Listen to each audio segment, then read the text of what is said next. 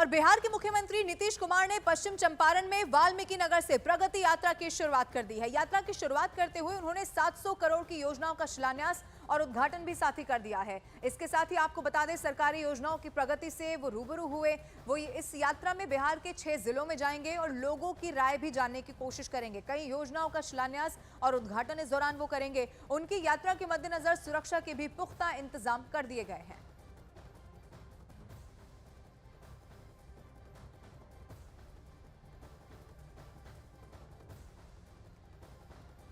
और नीतीश की यात्रा पर बिहार में सियासी वार भी हो रहा है। कभी साथ में सरकार चला चुके तेजस्वी यादव ने नीतीश की यात्रा को लूटपाट की यात्रा करार दे दिया है।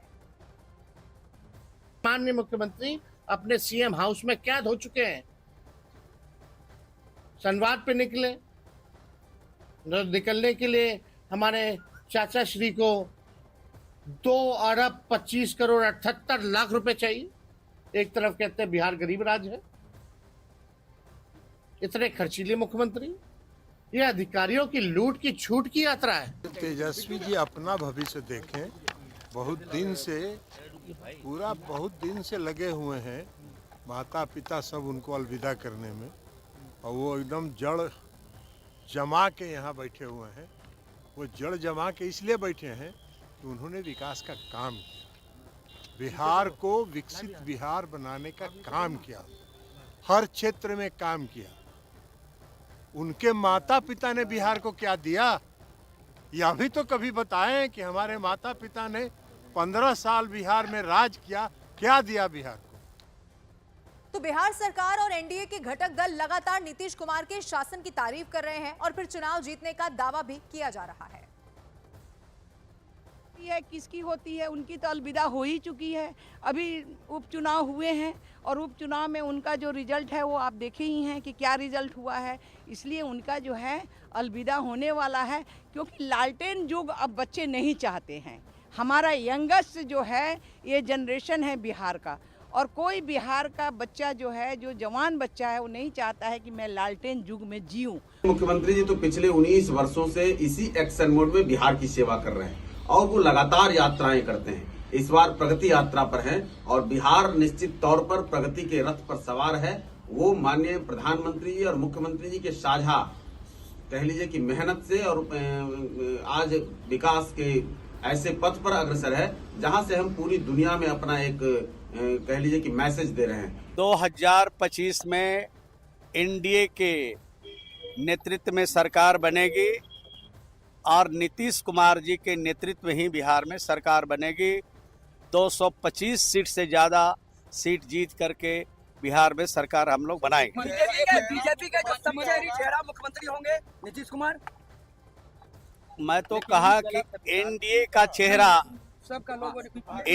चेहरा नीतीश कुमार जी, और नीतीश कुमार जी के ही नेतृत्व में चुनाव लड़ेंगे और नीतीश कुमार जी ही बिहार के मुख्यमंत्री बनेंगे।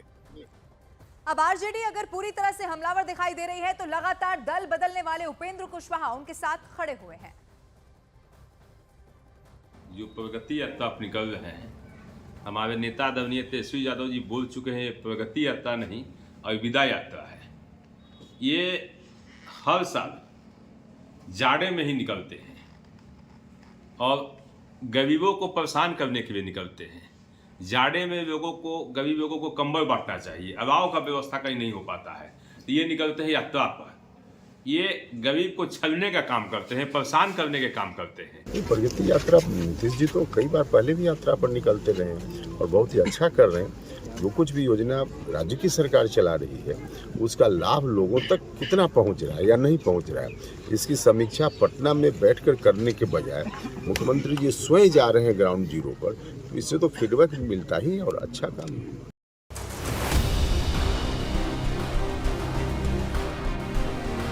बिहार की राजनीति में यात्रा पॉलिटिक्स, सियासी माहौल भांपने की कवायद, आरजेडी के निशाने पर नीतीश की प्रगति यात्रा। बतौर सीएम नीतीश कुमार अपनी 15वीं यात्रा का आगाज कर रहे हैं। 23 दिसंबर से शुरू हो रही इस यात्रा को प्रगति यात्रा नाम दिया गया है। ग्रामीण विकास विभाग की ओर से आयोजित की जा रही इस यात्रा की शुरुआत पश्चिमी चंपारण से हो रही है, जबकि 4 दिसंबर से तेजस्वी यादव पहले ही दर्शन यात्रा की शुरुआत कर चुके हैं। इन दोनों यात्राओं के जरिए जनता का मूड भांपने की कोशिश की जा रही है, क्योंकि 2025 में ही बिहार में विधानसभा चुनाव होने वाले हैं। तेजस्वी जी केवल सवाल पूछने वाले नेता बनते जा रहे हैं। कभी अपनी पार्टी का अतीत तो खंगाल लें। बिहार को क्या दिया है लालू जी और राबड़ी जी ने, ये भी बिहार की जनता को बता दें। हर बार सवाल खड़े करना, यात्रा, संवाद, कभी उन्होंने कोई यात्रा पूरी की है? हर यात्रा अधूरी छोड़कर निकले हैं। सुने कि टायर्ड और अचेत नायक रिटायर्ड अधिकारियों के साथ प्रगति यात्रा पर निकल रहा है। ये प्रगति यात्रा है कि दुर्गति यात्रा, पहले स्पष्ट कर दीजिए बिहार की जनता के सामने। संवाद यात्रा, जन संवाद यात्रा, जितना समस्या उठा, जितनी शिकायतें आपके पास आई, हल हुआ। जानकारी के मुताबिक नीतीश कुमार की यात्रा के लिए कैबिनेट से 225 करोड़ रुपए के प्रस्ताव को मंजूरी मिली है।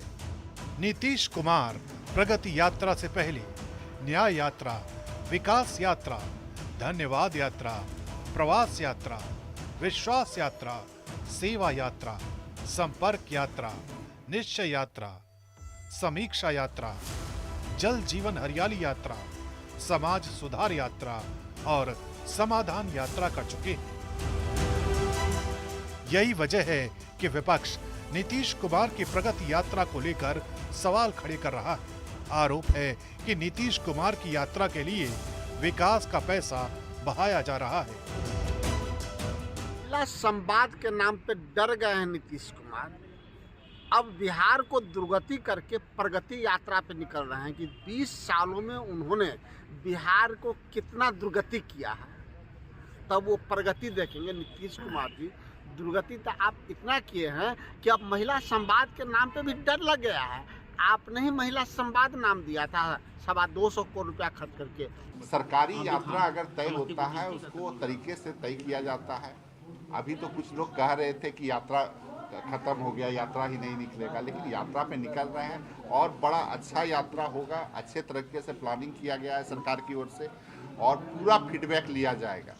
जो नीचे स्तर पर जो फीडबैक है उस फीडबैक को अच्छे तरीके से मुख्यमंत्री जी लेंगे और ये यात्रा पहले की जितनी यात्रा थी उससे भी ज़्यादा सफल है। और आइए अब एक झलक नीतीश कुमार के प्रोग्राम पर भी डाल लेते हैं। नीतीश कुमार यात्रा के पहले चरण में 23 दिसंबर से 28 दिसंबर तक 5 जिलों की यात्रा करेंगे। 24 दिसंबर को नीतीश कुमार पूर्वी चंपारण में रहेंगे। 25 दिसंबर को क्रिसमस की छुट्टी रहेगी। 26 दिसंबर को नीतीश कुमार की यात्रा शिवहर और सीतामढ़ी में होगी। 27 दिसंबर को मुजफ्फरपुर में नीतीश कुमार की प्रगति यात्रा की शुरुआत होगी। 28 दिसंबर को वैशाली में पहले चरण की यात्रा का समापन होगा। यानी नीतीश कुमार एक बार फिर बिहार की जनता के बीच पहुंच रहे हैं, जहां अगले विधानसभा चुनावों को लेकर उनका भविष्य तय होना है।